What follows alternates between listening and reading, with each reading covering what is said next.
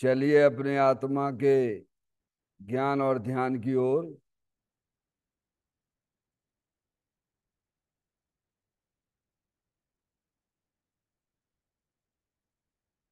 अपने चंचल मन को एवं चंचल उपयोग को स्थिर करने के लिए जनवाणी माता के माध्यम से अपनी वर्तमान ज्ञान की पर्याय में सम्यक भेद ज्ञान उत्पन्न करते हुए शरीर शरीर से संबंधित जितने भी चेतन अचेतन पदार्थ हैं उनका मुझ भगवान आत्मा के साथ में किसी भी प्रकार का कोई संबंध नहीं है। इस प्रकार समस्त पर पदार्थों में अपने संबंध की वृत्ति को छोड़ते हुए अंदर में जो अखंड ज्ञान ज्योति स्वरूप भगवान आत्मा है उसमें ही वर्तमान पर्याय का संबंध जोड़ते हुए कि मेरा यह भगवान आत्मा सदा काल शरीर आदि पर पदार्थों से भिन्न एकमात्र अखंड ज्ञान ज्योति स्वरूप है। ऐसा अपने आप को जानो और ऐसा ही अनुभव करो कि वर्तमान में ही मेरा यह भगवान आत्मा शरीर आदि पर पदार्थों से भिन्न प्रकट अखंड ज्ञान ज्योति स्वरूप ही है।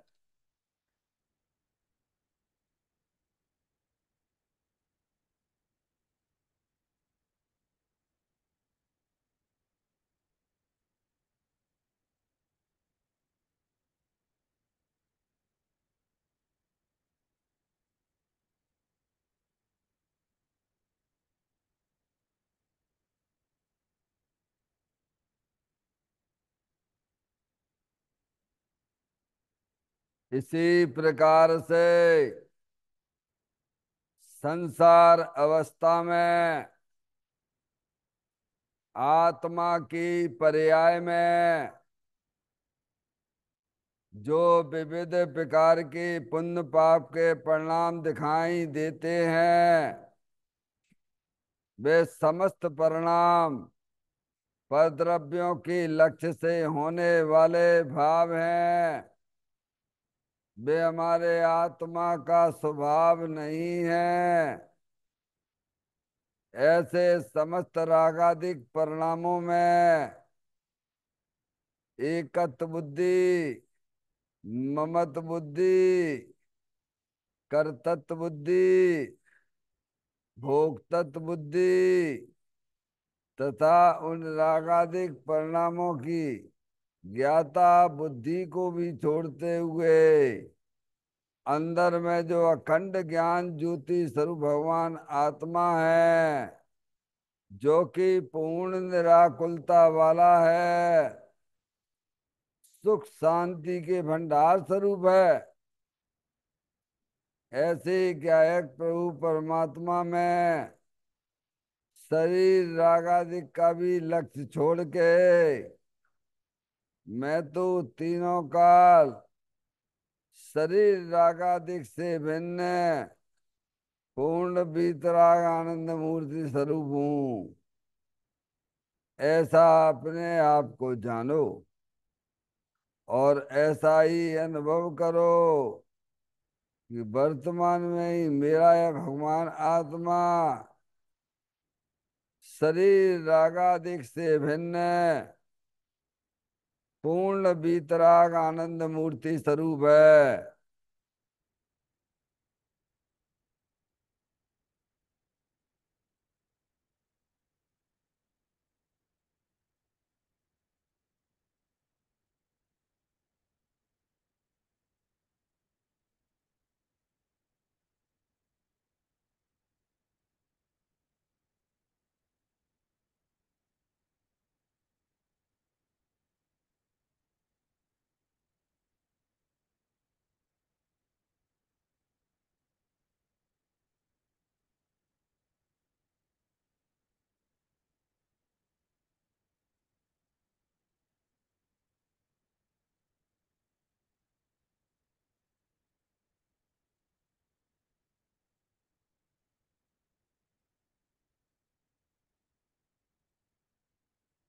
इसी प्रकार से संसार अवस्था में आत्मा के पर्याय में जो पर के लक्ष्य से होने वाला ज्ञान है, वह परलक्षी ज्ञान भी हमारे आत्मा का स्वभाव नहीं है। वह तो इंद्रिय जनित ज्ञान है। इस प्रकार शरीर, रागादेश और परलक्षी ज्ञान के पर्यायों से भी भिन्न है।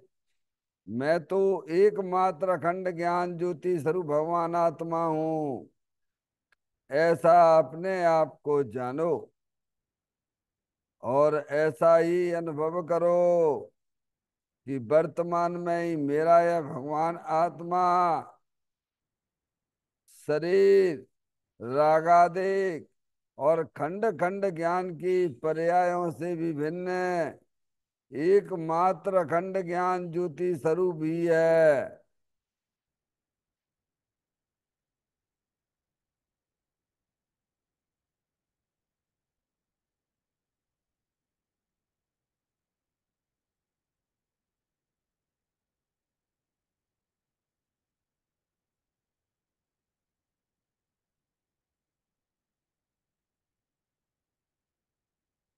द्रव कर्म, भाव कर्म, नो कर्म रहित शुद्धात्म स्वरूपो हम।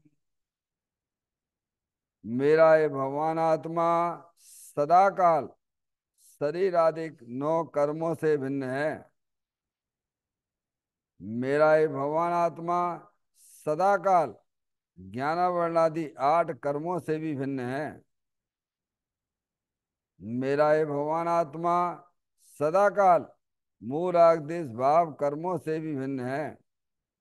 इस प्रकार द्रव कर्म, भाव कर्म, नो कर्म, तीनों कर्मों से रहित मैं तो एकमात्र परम पवित्र शुद्धात्म स्वरूप हूँ, ऐसा अपने आप को जानो और ऐसा ही अनुभव करो कि वर्तमान में ही मेरा यह भगवान आत्मा तीनों प्रकार के कर्मों से रहित एकमात्र परम पवित्र शुद्धात्म स्वरूप है।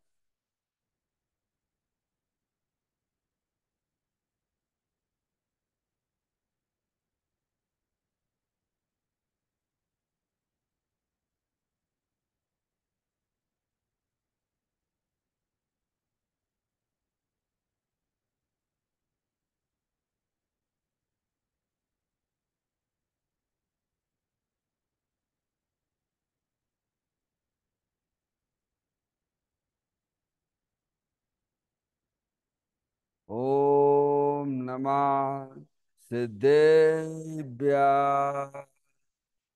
ओम नमः सिद्धेभ्य। ओम नमः सिद्धेभ्य। चिंतामणि सम स्वयं का चैतन्य तत्व महान है।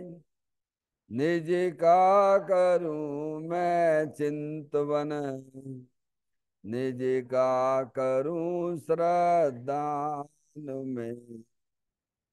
शुद्धात्मा ही देव है जो गुण अनंत निधान है। मैं स्वानुभव में देख लूं, आत्मा स्वयं भगवान है। मैं स्वानुभव में देख लूं, आत्मा स्वयं भगवान है।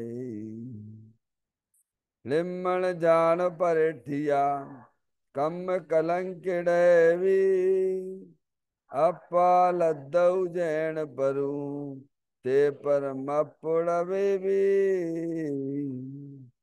सब करम मल्लिका नाश कर अरु, प्राप्त कर निज आत्मा। जो लीन मल ध्यान में नम कर निकल परमात्मा, सब नाश कर घन गाती रे, अंत पद को पा लिया, कर नमन उन जिन देव को यह काव्य पथ अपना लिया।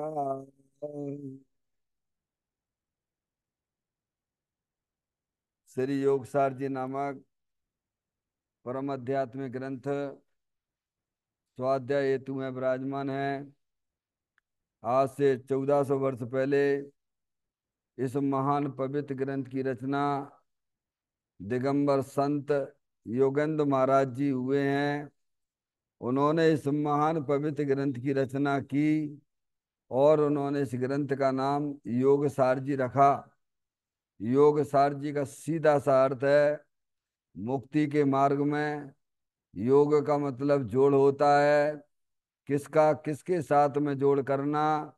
तो अरियंत परमात्मा कहते हैं कि अपनी वर्तमान सुत ज्ञान की पर्याय का अंदर में जो अपना त्रिकालिक ध्रुव भगवान आत्मा जो सदा काल द्रव कर्म भाव कर्म नौ कर्म से रहित एकमात्र अखंड ज्ञान ज्योति स्वरूप है।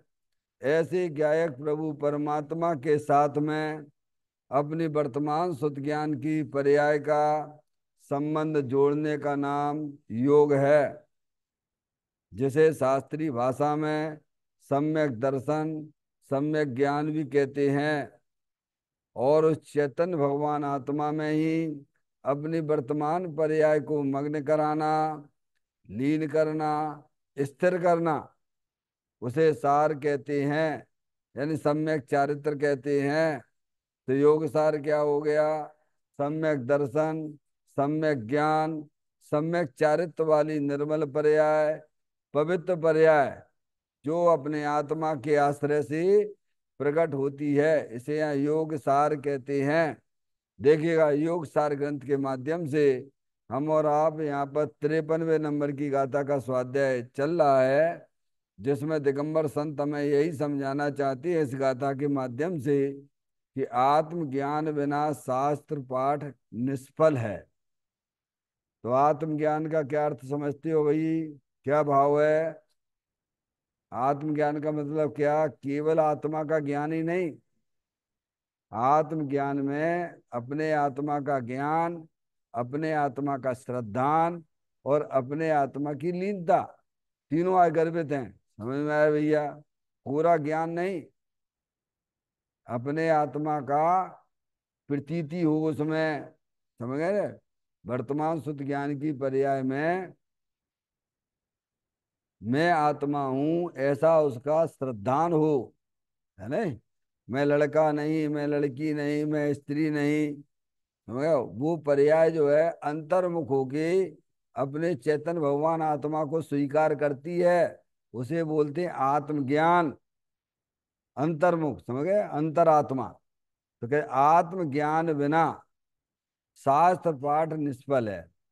क्योंकि सभी शास्त्रों का जो है प्रयोजन क्या है? क्या प्रयोजन है? शास्त्र पढ़ने का प्रयोजन क्या है? अपने आत्मा का आनंद लूटना। क्या करना? भाई तुमने ज्ञान किया शास्त्र के द्वारा, काय के लिए किया? क्या प्रयोजन है? अपने आत्मा का आनंद लूटना, अपने आत्मा का आनंद लेना। समझ में आया भैया? इसके लिए किया जाता है। और शास्त्र तो पढ़ते रहे, लेकिन अपने प्रयोजन पर दृष्टि नहीं है। क्या है? अरे शास्त्र पढ़ने का प्रयोजन क्या है? बोलो। वीतरागी संतों के ग्रंथों में ही वास्तव में आत्मा का वास्तविक स्वरूप आया है। अन्य मतों में तो आत्मा की बातें भले ही करते हो, लेकिन वहाँ आत्मा के वास्तविक स्वरूप का कोई भी निरूपण नहीं है, क्योंकि वहाँ सर्वज्ञ ही नहीं है। समझ में आए? वहाँ वीतरागी संत भी नहीं है। इसलिए वो उनकी जो वाणी जो उस ग्रंथों में लिखी हुई है, वह वास्तव में अन्य मतों में वह भगवान की वाणी नहीं है, वीतरागी देव की वाणी नहीं है। भले ही कितनी भी अध्यात्म की बातें करती हो। मैंने अब ये है आपने आत्मा की प्रतीति होना, यहाँ दिया हुआ सही बात। तो कहते हैं कि शास्त्र पढ़ने का प्रयोजन तो यही था कि आप अपने चेतन भगवान आत्मा की दृष्टि करके अपनी पर्याय को अपने चेतन भगवान आत्मा में लीन करना। समझ गए ना आप? कोई प्रयोजन होता है कि नहीं होता है? हम्म? हर चीज के प्रयोजन निकलते हैं कि नहीं निकलते हैं? हम्म? आप मौसमी ले आए, काय के लिए लेके आए, क्या प्रयोजन है बोलो? अरे मौसमी मार्केट से लेके आए, क्या प्रयोजन है बताओ? हैं? उसमें जो सार चीज है उसे ग्रहण करने के लिए लाए।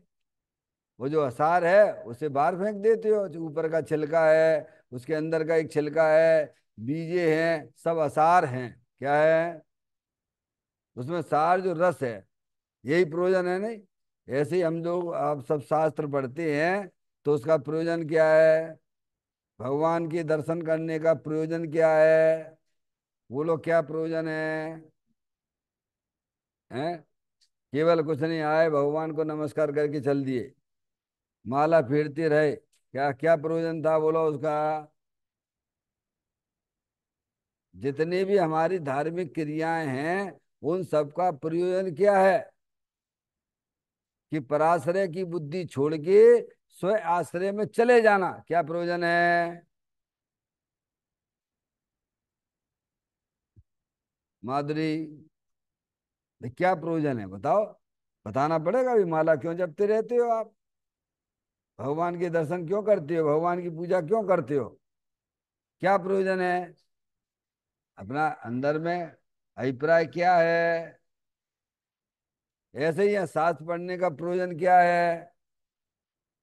हैं? बताओ भाई। जनवाणी माता पूछ रही है। क्या है? अपने परिणामों में निर्मलता है, बराबर।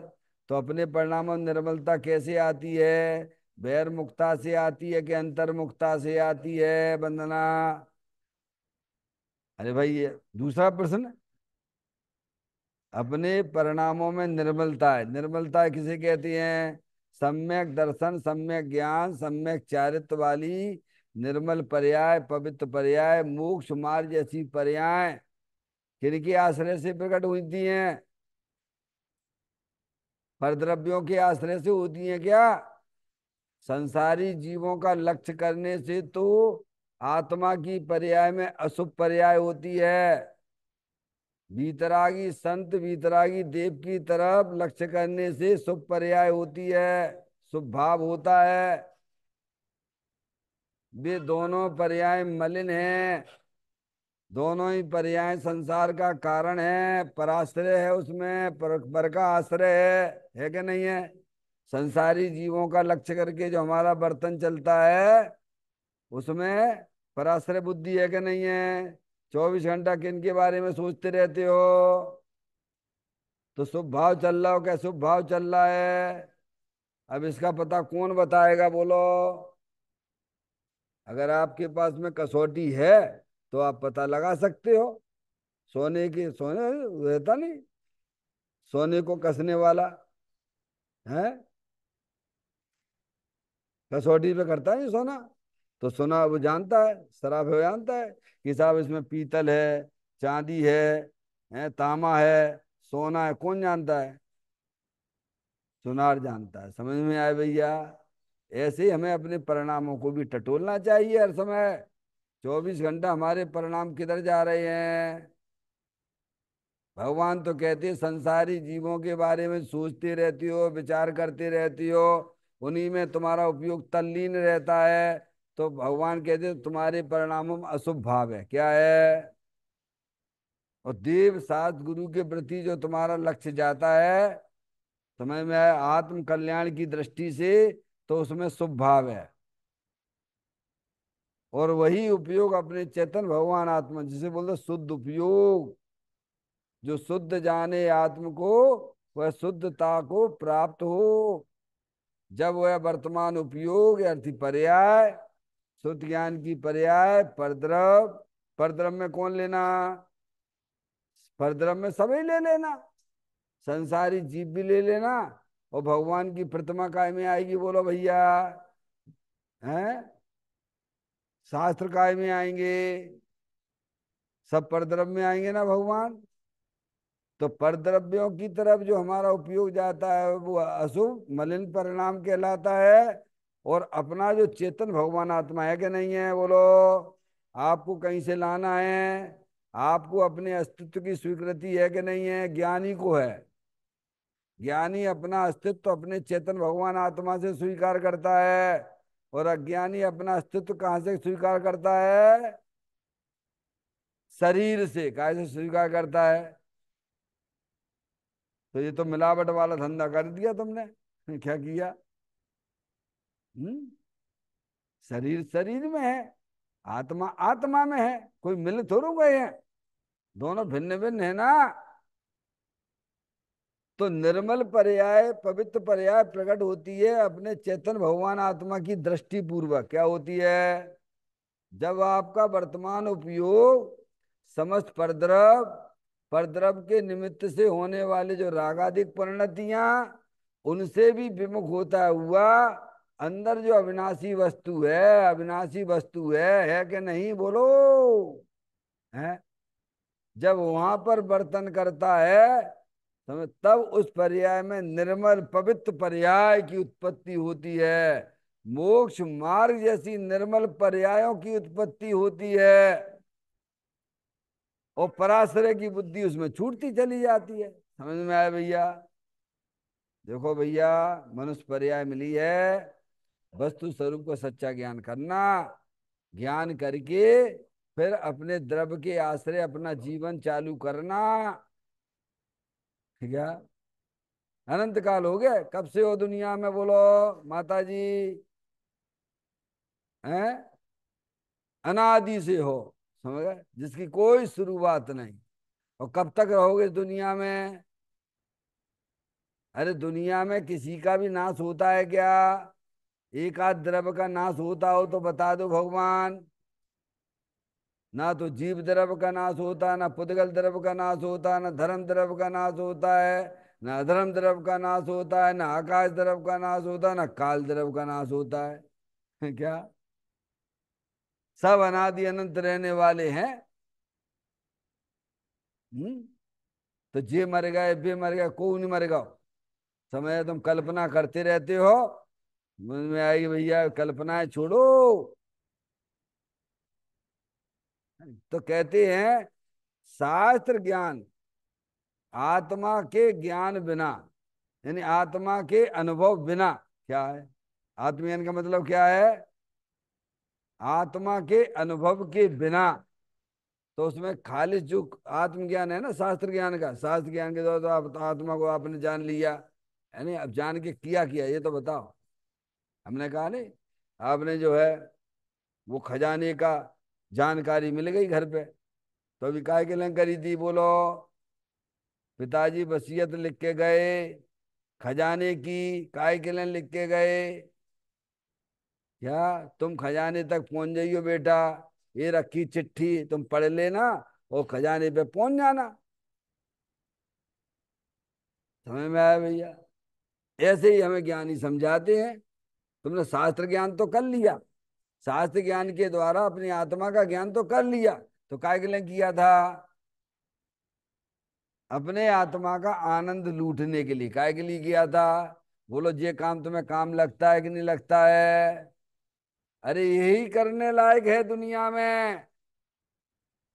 समझ में आया भैया, एक ही काम है, अपने आत्मा का सच्चा ज्ञान करना और उसका आनंद लूटते रहना, दूसरा नहीं कोई काम। आत्मार्थी, आत्मा ही जिसका प्रयोजन है उसे कहते आत्मार्थी। क्या, आगे बात समझ में, देखो पाठ करते हुए आगे विषयों पे विचार करेंगे। शास्त्र पढ़ता जीव जड़ पर, आत्मा जाने नहीं, बस इसीलिए ही जीव यह निर्वाण को पाता नहीं। देखिएगा, पॉइंट पर विचार करेंगे। शास्त्र पठन पर सन्मुखता का ज्ञान है, राग है, विकल्प है, जड़ है। शास्त्रों में भी भगवान ने ऐसा ही कहा है कि चौथे गुण स्थान में स्वरूपाचरण चारित्र है, अतीन्द्रिय आनंद है। शास्त्र वाचन ये धर्म नहीं, फिर भी शास्त्र पाठी व्याकरण, न्याय, ज्योतिष, वैदिक आदि अनेक विषयों को जानता है, परंतु शुद्ध निश्चय निजात्म स्वरूप की ओर लक्ष्य नहीं देता, स्वभाव की ओर का पुरुषार्थ नहीं करता। इस कारण शास्त्र पढ़कर भी अध्यात्म ज्ञान से शून्य रहता है। जो चैतन्य धातु निजात्मा को नहीं जानता, उसका शास्त्र पठन निष्फल है।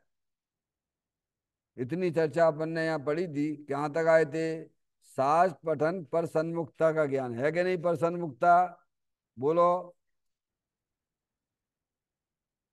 है, भगवान के दर्शन सो सन्मुखता, पर सन्मुखता बोलो। माधुरी। और पर सन्मुख भगवान के दर्शन ऐसे नहीं होते हैं। स्व सन्मुख पूर्वक ही वास्तव में अरिहंत परमात्मा के दर्शन होते हैं। सिद्ध परमात्मा के दर्शन स्व सन्मुख से होते हैं, भगवान की तरफ देखने से नहीं होते हैं। समझ में आएगी भैया? वह भी पर सन्मुखता है।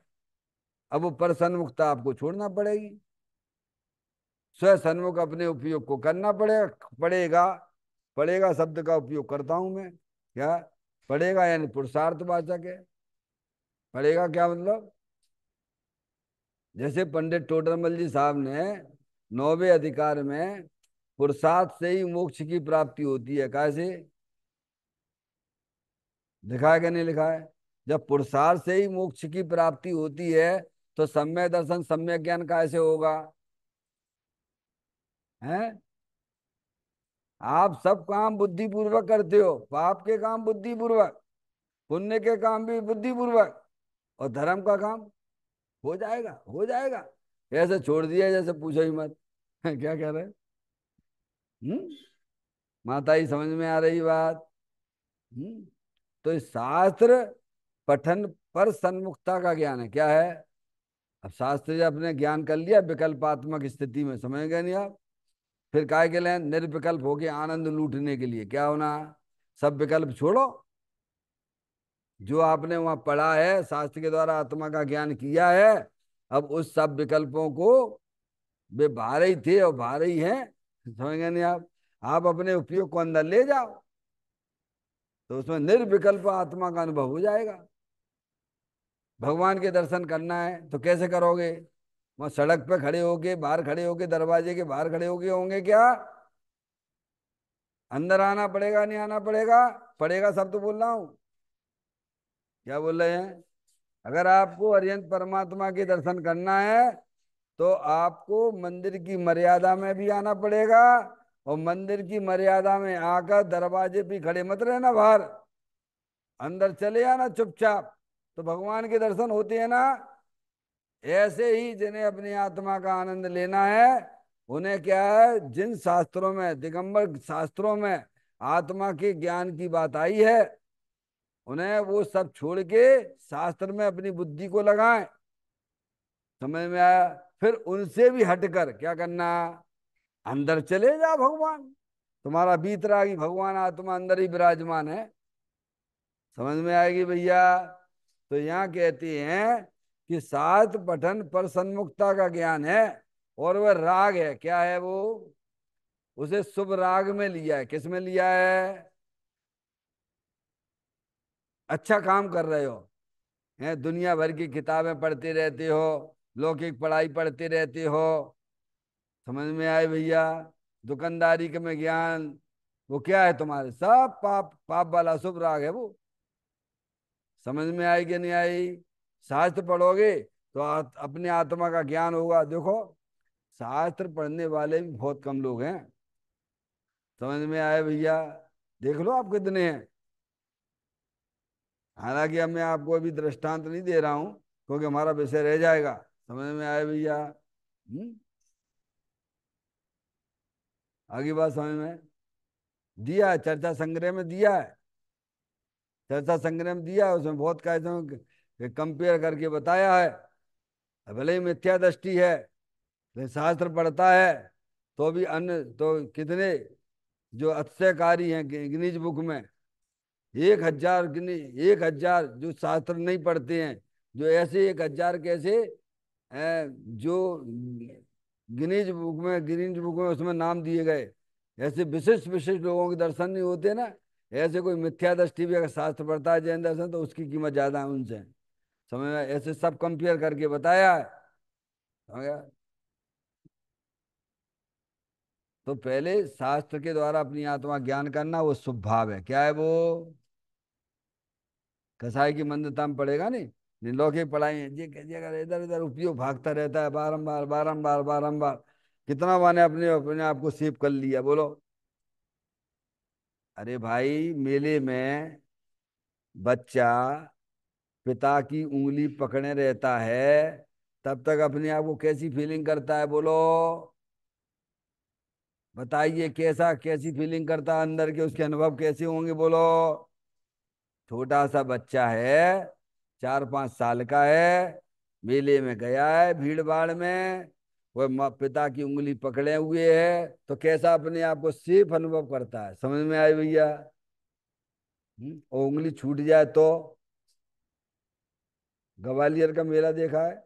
ग्वालियर के ऐसे मेला है कि उसके दरवाजे एक जैसे हैं, क्या है, पहचान ही नहीं पाओगे आप, और ऐसे में उंगली छूट जाए। ऐसे ही जो माँ जनवाणी माता के पास आते हैं, शास्त्र को पढ़ते हैं, अपने आप को कसाई की मंदता में बड़ा हल्का सा अनुभव करते हैं। क्या करते हैं? और यहाँ से हटे तो समझना आप, इतनी कसाई की मंदता हो जाती है, समझ नहीं आप? तो कहते हैं साज पठन पर सन्मुखता का ज्ञान, वो भी पर सन्मुखता है, शुभ राग है ना, वह भी उसमें पर सन्मुखता है। विकल्प है, क्या है? जैसे कोई धूप में खड़ा था, है धूप में कोई खड़ा था, तप रहा था, और जाके वो पेड़ की छाया में खड़ा हो गया। वो पेड़ की छाया कब तक रहेगी, बताओ? अरे धूप तो ऊपर है, तमतमाती हुई, मई जून का महीना है, भयंकर तप रहा है। चलो भैया थोड़ी देर यहाँ खड़े हो जाएं, थोड़ी देर खड़ा हो सकता है, फिर बाकी बात फिर धूप वहां भी आ जाएगी। ऐसे ही जो है, समझ गया? अब ये शुभ राग जो है थोड़ी देर का रहता है, वो तो गर्मी गर्मी गर्मी गर्मी है। समझ गए नहीं आप? हम्म उसमें रह के अपना काम कर लीजिए आप। क्या कर लीजिए आप? अंदर शीतलनाथ भगवान आत्मा है ना, शीतलानंद है ना। घट घट अंतर जिन भसी, घट घट अंतर जैन, मति मदरा के पान से मतवाला समझे नहीं। समझ में आया भैया? प्रत्येक आत्मा जिन स्वरूप है, शीतलनाथ है। आप नहीं बोलते? हमेशा बोलते रहते, अभी तो काफी दिनों से नहीं बोला।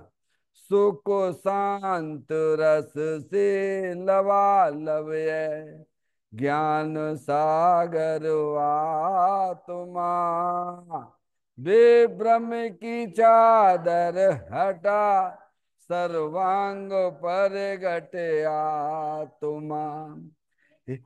प्रभु जन इस लोक के सब एक साथ नहाइए, इसे ही अपनाइए, इसमें ही मग्न हो जाइए। तो इस शुभ राग है, शास्त्र पढ़ने पर सन्मुखता का परिणाम है, उसमें उपयोग। यहाँ अब जो शास्त्र कब तक पढ़ते रहोगे ये बताओ? जब तक तुम्हारी जो है चक्षु इंद्री काम कर रही तभी तक तो पढ़ पाओगे, हैं? कब तक सुनोगे? जब तक कर्ण इंद्रिय है, तब फिर उसके बाद फिर क्या होगा? अरे उसमें स्वभावलंबन ढूंढा कि नहीं ढूंढा? ये तो एक पार्टनरशिप है। क्या है ये? जैसे कोई नहीं करता, पार्टनरशिप नहीं करता है। पार्टनरशिप समझे? कोई बिजनेस में पार्टनरशिप करता है, पार्टनरशिप अच्छी बात है क्या? है? उसमें स्वभावलंबन ढूंढ लीजिए आप। क्या ढूंढिए, क्या करिए? ये तो मजबूरी में करना पड़ रही है हमको। क्या जब पैसा अच्छे कमा लिए पार्टनरशिप में, और अपने जाके अलग बिजनेस खोलना। ऐसे ही ये जो है देव शास्त्र गुरु जो मिले हैं ना भगवान, समझ में आए भैया? इसमें अपने स्वभावलंबन ढूंढिए। क्या ढूंढिए? नहीं तो ये मौका तो निकल जाएगा। इंद्रियां तो सभी की शिथिल होना ही है, एक दिन हो ही रही है ना। और तुमने उपयोग नहीं किया, बोलो। समझ में आया भैया? तो कहते हैं सात पठन पर सन्मुखता का ज्ञान है वो। अब पर सन्मुखता वहां पे आइए, और पर सन्मुखता भेद ज्ञान के द्वारा ज्ञानी छोड़ देते हैं, स्वभाव में चले जाते हैं। कहाँ चले जाते हैं? जाने वाला कौन है, बोलो? गया कौन था बाहर? अनादि से कौन बाहर घूम रहा हुआ है? द्रव घूम रहा हुआ है कि गुण घूम रहे हैं कि उसकी पर्याय घूम रही थी? तो जो बाहर गया है उसी को अंदर आना है। समझ में आया भैया? तो कहते राग है, विकल्प है, जड़ है, तीन बातें कह देंगे।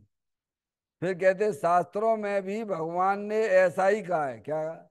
पढ़ लीजिए आप कि राग को क्या कहा है, राग अशुचि है ना? 72वें नंबर की आता समय सार जी की। अशुचि हैं, जड़ हैं, विपरीत हैं, स्वभाव से विपरीत हैं, दुख रूप हैं, संसार का कारण है। आचार्य कुंदकुंद देव ने शास्त्रों में सब लिखा है, ऐसा ही लिखा है। चौथे गुण स्थान में स्वरूप चरण चारित होता है। चौथा गुण स्थान यानी 14 गुण स्थानों में चौथा गुण स्थान होता है। समय में आया भैया? चौथा गुण स्थान उसे कहते हैं अपने आत्मा का ज्ञान, अपने आत्मा की प्रतीति, और अपने आत्मा का आनंद लूटना। स्वरूपाचरण चारित कहा गया, अपने स्वरूप में अपनी पर्याय को रमण करना। स्वरूपाचरण चारित क्या है? स्वरूपाचरण चारित का मतलब क्या है? अपने स्वरूप में रमण करना। भले ही वो आंशिक है, क्या है, देश वृत्ति का ज्यादा है, और मुनराज का उससे भी ज्यादा है। क्या कह रहे? और यंत्र परमात्मा की तो क्या कहें, तो लबालब अपने आनंद में मस्त है। समझ में आई भैया? पर है नहीं है ऐसा ना कहना। स्वरूपाचरण चारित यानी अपने आत्मा की रमणता, स्थिरता चौथे गुण स्थान से ही प्रारंभ हो जाती है। जैसे गर्भवती महिला 1 महीने का गर्भ होने पर दूसरों को नहीं दिखता है, लेकिन स्वयं जानती है कि नहीं जानती है। ऐसे ही जैसे अपने आत्मा की प्रतीति हुई है, अपने आत्मा का अनुभव जिसे हुआ है, अपने आत्मा की जो स्थिरता पर्याय में प्रकट हुई है चौथे गुण स्थान में, वो स्वयं तो जानता है भले दूसरों को ना दिखता हो। समझ में आया भैया? तो कहते चौथे गुण स्थान में स्वरूपाचरण चारित्र है।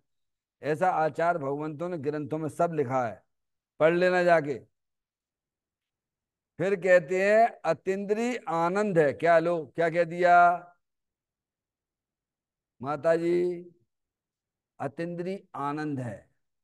अरे भैया मिठाई खाओगे तो मुंह मीठा होगा कि नहीं होगा, बोलो माधुरी? तो स्वाद आएगो कि नहीं आएगो बाको? हैं? समझ में आए भैया? ऐसे ही जो अपने आत्मा का सेवन करते हैं, अपनी पर्याय को अपने द्रव्य के सन्मुख करते हैं, उनकी पर्याय में नियम से अतीन्द्रिय आनंद वीतराग दशा प्रकट होती है। आगे बात समझ में? चौथे गुण स्थान वाले त्रियंच गति के जीव 5वें गुण स्थान तक हैं वहां पर त्रियंच गति में। और सबके 2 चौकड़ी कसाई के अभाव पूर्व है, किसी के 1 चौकड़ी कसाई के अभाव पूर्व है, किसी को 2 चौकड़ी कसाई के अभाव पूर्व। देश वृत्ति बोलो, अतीन्द्रिय आनंद, और अपने पर्याय में क्या चल रहा हुआ है, बोलो? पर्याय है कि नहीं तुम्हारे पास में? अरे बोलो, बिना पर्याय के कोई द्रव्य होता है क्या? तो अपनी पर्याय का निरीक्षण करने के नहीं करने, हमारी पर्याय में क्या चल रहा है? दुख ही दुख, दुख ही दुख, टेंशन ही टेंशन, हमेशा टेंशन ही टेंशन। जा का टेंशन, वाह का टेंशन, नाना प्रकार के टेंशन पर का लक्ष्य करके हो रहे हैं। बंदना जो सुनते ही नहीं है, जो मानते ही नहीं है, ये बाई नहीं आ रही है, जो क्या करें, खाना बनाए, काय को टेंशन। और ज्ञानी कहते हैं क्या? जिसके माथे भार वे डूबे मझधार में, हम तो हो गए पार झोंक भार को भाड़ में। समझ में आती भैया? तो कहते चौथे गुण स्थान में अतीन्द्रिय आनंद की प्रकटता है। अतीन्द्रिय आनंद की प्रकटता इसीलिए है क्योंकि चौथे गुण स्थान वाले जीव का स्व सन्मुख वृत्ति चल रही है। जहां स्व सन्मुख अपना आत्मा अतीन्द्रिय आनंद स्वरूप है कि नहीं है? कहीं से लाना है तुम्हें क्या? लाना हो तो बता दो भैया। हैं? प्रत्येक आत्मा अतीन्द्रिय आनंद स्वरूप है, सुख शांति के भंडार स्वरूप वस्तु है। अब चूंकि ज्ञानी ने भेद ज्ञान के द्वारा अपने चेतन भगवान आत्मा ग्रहण किया तो उसकी पर्याय में उतनी निराकुलता है, और आकुलता भी है। पूरी निराकुलता हो तो वो अरिहंत परमात्मा हो जाएगा। क्या कह रहे हैं? समझ में आई? चौथे गुण स्थान में मिथ्यात गया, दर्शन मोहिनी गई, और ये चार चारित्र मोहिनी के हैं। अनंतानबंदी कसाय, अप्रत्याख्यान संबंधी कसाय, प्रत्याख्यान संबंधी कसाय, और संजुलन कसाय में जहाँ दर्शन मोहिनी गया भेद ज्ञान के द्वारा ताते हैं दिन भर कथित तत्व अभ्यास करीजिए, संशय विभ्रम भू त्याग आपो लख लीजिए। वहां पर क्या होगा? अपने आत्मा का अनुभव होगा, इतना अतीन्द्रिय आनंद होगा। एक अनंतानबंदी कसाय के अभाव पूर्वक बाकी तीन कसाय भी हैं। इतना दुख भी है किसके? सम्य दृष्टि जीव के। ऐसा ना कहना कि तो पूर्ण आनंद में। अरे पूर्ण आनंद में तो हमारे मुनराज भी नहीं है भैया। जैसे जब हम आत्मार्थी में गए थे ना स्वाध्याय में, तो हमने कहा सम्य दृष्टि जो अतीन्द्रिय आनंद में झूलता है। तो एक बहन से हमने ऐसे पूछ लिया, बोलो कितना सुखी है? तो एक बहन बोली, ब्रह्मचारिणी बहन क्या क्या बोली? वो तो पूर्ण सुखी है सम्य दृष्टि। अरे ऐसा मत बोलना भगवान, पूर्ण सुखी तो हमारे हृदय परमात्मा है, मुनराज भी पूर्ण सुखी नहीं है। समझ में आया भैया? इतना अतीन्द्रिय आनंद प्रकट है। कितना? अनंतानबंदी कसाय संबंधी अनंत इच्छाएं उसकी जो है, क्या हो गया? ब्रेक लग गया उन पे। अभी बाकी की इच्छाएं शेष हैं। समझो इस तत्व को भैया। हाँ, वो ब्रेक लगा दिया मैंने, अंदर से ब्रेक लगाया। कहाँ लगाया है? तो इतना अतीन्द्रिय आनंद है। बाकी का बाकी का जो पांचवें गुण स्थान वाले को दो चौकड़ी कसाय अतीन्द्रिय आनंद है, मुनिराज को तीन चौकड़ी कसाय के अभाव पूर्व अतीन्द्रिय आनंद है, और हमारे अरिहंत परमात्मा को अनंत आनंद है। समझ गया? तो ये यहाँ कहती हैं, क्या कहते हैं? हर बात को बहुत व्यवस्थित तरीके से समझना भैया। हम्म। तो कहते हैं अतीन्द्रिय आनंद है किनके? चौथे गुण स्थान वाले की। हम्म। शास्त्र वाचन व धर्म नहीं है। क्या है? वो तो स्वभाव है। क्या है बोलो? शास्त्र वाचन क्या है? धर्म है क्या? भगवान ने तीन तरह के परिणाम बताए हैं, एक पाप रूप परिणाम, एक पुण्य रूप परिणाम, एक धर्म रूप परिणाम। पाप रूप परिणाम किसे कहना? हिंसा के, झूठ के, चोरी के, कुशील के, परिग्रह के, पंच इंद्री के, विषय वासना के, रात्रि में भोजन करने के, अभक्ष खाने के परिणाम सब पाप परिणाम है। समझ में आया या? भगवान की पूजा के, भक्ति के, शास्त्र स्वाध्याय के, सुनाने के, सुनने के, अनुव्रत महाव्रत जैसे परिणाम भी शुभ परिणाम है, वो धर्म नहीं है। भगवान ने धर्म तो वीतराग रूप कहा है। किसको कहा है? पवित्र परिणाम, निर्मल परिणाम, जो अपने आत्मा के आश्रय से होता है। परिणति सब जीव की तीन भांत वर्णी, एक पुण्य एक पाप एक राग हरणी। ये सौ सनोक वाला परिणाम वही धर्म परिणाम है, और देव सा गुरु के परलक्षी परिणाम वह शुभ परिणाम है, और संसारी जीवों का लक्ष्य करके जो हमारी परिणाम होते हैं वह शुभ परिणाम है। तो कहते शास्त्र वाचन वह धर्म नहीं है। फिर भी देखिए आप, फिर भी शास्त्र पाठी क्या शास्त्र पाठी की बात करी, जिसे अपने आत्मा का ज्ञान तो है पर आत्मा की दृष्टि नहीं है। क्या कह रहे हैं भगवान? उसकी बात करते हैं। फिर भी शास्त्र पाठी व्याकरण न्याय ज्योतिष वेदक आदि अनेक विषयों को जानता है। क्या है? आपको ऐसा लगा तो कितना बढ़िया, क्या पंडित जी कितने बढ़िया है, इतने सब चीजें उनको सब ज्ञान है, व्याकरण का, लॉजिक, न्याय सब परोसते रहे बढ़िया बढ़िया, लेकिन आत्मा की दृष्टि नहीं है। जानता सब है, 11 9 पूर्व का है, बोलो क्या नहीं जानता होगा? मिथ्या दृष्टि की बात कर रहे हैं। क्या वो आत्मा को नहीं जानता है क्या? आत्मा का ज्ञान तो है। आत्मा का ज्ञान है तभी तो 11 9 का है। लेकिन आत्मा का अनुभव नहीं है। क्या है? अपने आप को आत्मा रूप स्वीकार नहीं करता है, इस भाषा में कहो तो। फिर भी शास्त्र पाठी व्याकरण न्याय ज्योतिष वैदिक आदि अनेक विषयों को जानता है। नहीं जानता है ऐसी बात नहीं है, जानता है। परंतु शुद्ध निश्चय निजात्म स्वरूप की ओर लक्ष्य नहीं होता। क्या कह दिया उन्होंने? कहाँ लक्ष्य नहीं है? दृष्टि कहाँ? सबका हीरो कहाँ विराजमान है? बोलो माता जी, आपका हीरो कौन है?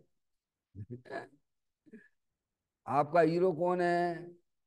हीरो, हीरो है जी अंदर भगवान आत्मा कौन है?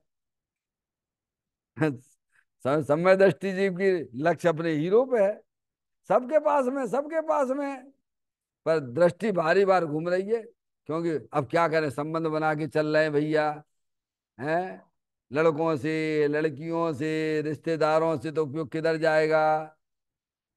वही संबंध तोड़ दो ना भगवान। तुम्हारे पास वैसी कला है, जैसे पानी में रहने वाला कछुआ है। कछुआ है ना, वो अपनी गर्दन बाहर निकालता है। तो बाहर निकालता है तो सब चोंटे मारते हैं, तो वह तकलीफ होती है। कोई कहे कि भैया तेरे पास ऐसी कला है, क्यों तू बाहर निकालता है अपने गर्दन को, तेरे अंदर ले जाना, फिर क्या होगा? हैं? तो ऐसे ही जो है, मोह राग द्वेष के चोंटे मारते हैं। क्या करते हैं? कौन ने करवाओ जो मोह राग द्वेष कौन करवाता है? कर्म कराते हैं। अरे लड़की जा रही, लड़का जा रहा है, भैया सड़क पे जा रहे हैं, तुम तो शांति से आराम से जा रहे थे, तो तुमने कागले वहां से जो प्रेम कर लिया भगवान। कौन ने करवा? वो लड़की ने करवा होगा। हैं? क्यों? नंदना, स्त्री पुत्र प्रेम करवाती हैं क्या? स्वयं ही अज्ञानता के वशीभूत होकर करता है। भगवान तो मना करते हैं, नहीं एक तरफ दूसरी तरफ का कुछ नहीं करता। ना तो नो कर्म कुछ करते हैं, ना द्रव कर्म कुछ करते हैं। आप जबरदस्ती मान ना मान, मैं तेरा मेहमान बन के बैठते हो, और वहीं पे भेद ज्ञान की ज्योति जला लो भगवान। समझ में आई? फिर राग तो रहेगा कुछ। क्या करे बेटे? ऐसा नहीं है कि सम्यक दृष्टि हो गया, ज्ञानी हो गया तो अगर राग पूरा खत्म हो गया। अरे हमारे आदिनाथ भगवान महानायक, उनके शरीर की आयु कितनी थी बोलो माधुरी? 84 लाख पूर्व की थी। 13 है, आदिनाथ भगवान की बात कर रहा हूं। आदिनाथ भगवान की शरीर की आयु कितनी थी? 84 लाख पूर्व की थी, जिसमें 83 लाख पूर्व तक तो वे घर में ही रहे थे। रहते कि नहीं रहते? हैं? तो उनके राग था कि नहीं था? राग नहीं था तो नीलांजना का नृत्य कैसे देख रहे थे? गद्दी पे बैठे कैसे कपड़ा पहने बैठे थे? बोलो भगवान राजा बने बैठे थे। समझ में आए भैया? तो बिना राग के होता है क्या? है? राग रहता है तो ज्ञानी को इतनी तकलीफ नहीं होती है। समझ में? तकलीफ तो अज्ञानता की है। काय की है? ज्ञानी क्या है? ज्ञानी को तो पता पड़ गया सब। राग रहेगा, भूमिका अनुसार राग रहता है, वो भी चला जाएगा भेद ज्ञान के द्वारा। जो जो हम अपने आत्मा का आश्रय लेते रहेंगे, अंदर में अतीन्द्रिय आनंद बढ़ाते रहेंगे, तो राग भी टूटता चला जाएगा। तो यार, तो कहते हैं शुद्ध निश्चय निजात्म स्वरूप की ओर लक्ष्य नहीं जाता। कहाँ बैठा हीरो अपना? बोलो सबके पास में है कि नहीं अपना चेतन भगवान आत्मा? तो लक्ष्य किधर जाना चाहिए था? हमारा उपयोग बाहर क्यों घूम रहा है? अरे दर्पण है, दर्पण है, दर्पण है ना ये दर्पण में सब चीजें झलक रही हैं। क्या हो रही हैं? तो झलक रही हैं तो कबा के अंदर जा रही हैं क्या? हैं? और तुम ज्ञान दर्पण स्वरूप हो। कौन से हो? ज्ञान दर्पण स्वरूप हो, स्वच्छता के भंडार हो। उसमें सब मंदिर भी झलक रहा है, लैपटॉप भी झलक रहा है, आप सब लोग भी झलक रहे, तो अंदर जा रहे क्या? देखा अपना भगवान आत्मा कितना सुंदर है, कितना बढ़िया है, स्वच्छता का भंडार है। तो ज्ञानी उसको देखते हैं, वो झलकन को नहीं देखते हैं। किसको देखते हैं? अंदर जो जिसमें झलक रहे हैं ज्ञान दर्पण में, समझ में आया भैया, उसकी तरफ उनकी दृष्टि है। तो अज्ञानी ये काम नहीं करता। क्या है? अरे आचार्य भगवंतों ने ये बताया है ग्रंथों में, 17वें 18वें नंबर की गाथा में, आबाल गोपाल को अनुभूति स्वरूप भगवान आत्मा ही जानने में आ रहा है। क्या है? अपन लक्ष्य नहीं है। लक्ष्य नहीं है मतलब अपनी आत्मा की रुचि नहीं है, भेद ज्ञान ही नहीं है उसको। तो वो बराबर वही चैंट जाता। कहाँ पर? झलकन में चैंट रहा है। कहाँ? जैसे चिड़िया थी, नहीं हमने बताया था, हैं? वो स्टैंड बना हुआ है, कांच बना हुआ है, चिड़िया आ गई उस पर बैठ गई स्टैंड पे आके और चोंचे मार रही। क्या कर रही है? कहाँ चैंट रही है बोलो? माता ही समझ में आती बात।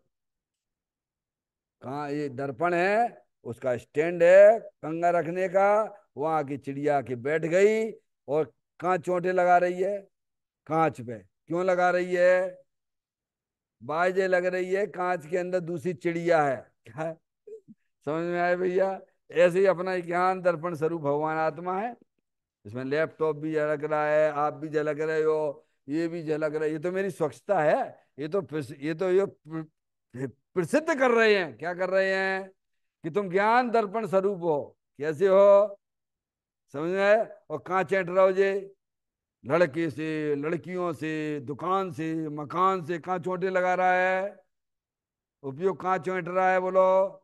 वहां किचन झलका, स्त्री झलकी, तो कहाँ चोटे लगा रहे? कौन से? ये हमारी एक नहीं सुनते, ये हमारी एक नहीं मानते, तो कहाँ चोटे लगा रहे हैं? तुम्हारे ज्ञान दर्पण में भी घुस रहे हैं क्या? इसलिए आत्मा को नहीं जानता है। क्या कह रहे हैं भैया?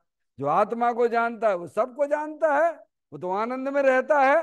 समझ में आई? आगे बात समझ में? तो कहते हैं शुद्ध निश्चय निजात्म स्वरूप की ओर लक्ष्य नहीं करता। ज्ञानी का लक्ष्य यहां पर है। कहां पर है? अर्जुन जैसे। क्या? कहाँ कहाँ उपयोग काम करता है अर्जुन का? सीधे। और सब जानता है, ज्ञान सबका है, दृष्टि एक अपने ज्ञायक की है। ऐसे ही चौथे गुण स्थान वाले जीव को अपने चेतन भगवान आत्मा की दृष्टि बरतती है, और उस दृष्टि होने से पर्याय में अतीन्द्रिय आनंद भी चल रहा है। कहते हैं लक्ष्य नहीं देता है, स्वभाव की ओर का पुरुषार्थ नहीं करता। क्या कह रहे हैं? इसको पुरुषार्थ कहते हैं। अपनी पर्याय को अपने द्रव्य के सन्मुख करना, इसका नाम पुरुषार्थ है भगवान। पुरुषार्थ किसे कहा है बोलो? और हम तो शरीर की क्रिया को पुरुषार्थ माने बैठे। जो तुम कर नहीं सकते हो उसे तुम पुरुषार्थ कहते हो। शुभ राग तुम कर नहीं सकते हो, उसको तुम पुरुषार्थ कहते हो।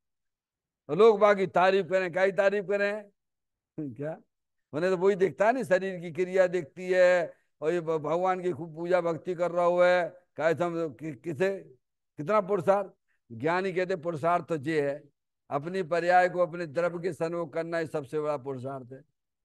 नहीं? बच्चों से तुम जाके क्या कर रहे हो? जाओ ना, मंदिर में जाओ ना, वहाँ प्रवचन चल रहे हैं, सुनो ना। वो एक लौकिक भाषा होती है, पर वो क्या है? समझ में आए भैया? वास्तविक पुरुषार्थ तो ये है। अब तुम जहां भी रहोगे, क्या समय अपने आत्मा के सन्मुख आपका बर्तन चलेगा, जिंदगी चलेगी। देखो वेद ज्ञान की कितनी बढ़िया बात है। तो कहते हैं स्वभाव की ओर पुरुषार्थ नहीं करता, बैरी मुख बना रहता, बैरी मुख बना रहता है। अज्ञानी शास्त्र तो पढ़ता है। अज्ञानी जी लिखा ना, जीव जड़ लिखा ना, जीव जड़ का था लिखा, जीव जड़ यानी अज्ञानी जीव। शास्त्र तो पढ़ता है, तो शास्त्र का प्रयोजन अपना भगवान आत्मा था, उधर उसकी दृष्टि नहीं जाती है, पुरुषार्थ नहीं करता। इस कारण शास्त्र पढ़कर भी, क्या कह रहे? शास्त्र पढ़कर भी शास्त्र ज्ञान से शून्य रहता है। क्या है बोलो? शून्य है कि नहीं है? शास्त्र पढ़ने वाला अपने प्रयोजन की सिद्धि नहीं करता है, तो शास्त्र शून्य कहा जाएगा कि नहीं कहा जाएगा? ज्ञानी किसे कहोगे? आपके सामने दो लोगों को बैठा देते हैं। एक तो जो मांगनंद उनको माँ तुस माँ रुस शिव है कौन? शिव भूति मुनराज को बैठालती हैं। और एक अज्ञानी 11 पूर्व के पाठी को बैठालती हैं। क्या कह रहे? एक शिव भूति मुनराज को बैठाल दिया बाजू में, और एक जो है अज्ञानी 11 पूर्व का है। और आपको बढ़िया तरीके से आत्मा समझा रहा हुआ है। समझाएगा कि नहीं समझाएगा? तो आपको महिमा किसकी आएगी, बोलो भैया। अरे बोलो, बोलो किसकी आएगी। हैं? ये तो सब भूल ही जाते हैं। इतना इन्हें पता नहीं है कि इनके गुरु ने क्या बोला था। और वैसे भगवान से पूछो तो भगवान क्या कहेंगे। भगवान से पूछो जाके, बोलो।